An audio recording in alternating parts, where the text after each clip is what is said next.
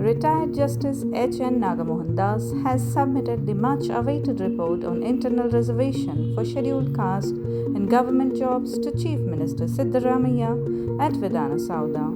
Several key leaders were present, including Chief Secretary Shalini Rajneesh, Food Minister K.H. Muniyappa, Social Justice Minister H.C. Mahadevappa, Minor Irrigation Minister R.B. Timmapur, former Minister H. Anjaneya, and MLA Basantappa.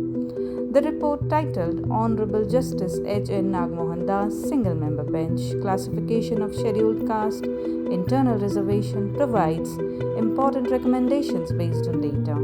The Karnataka government has promised to implement internal reservation as mentioned in the Congress election manifesto. After a meeting, Home Minister G. Parameshwara said the government will follow Supreme Court guidelines while making a decision.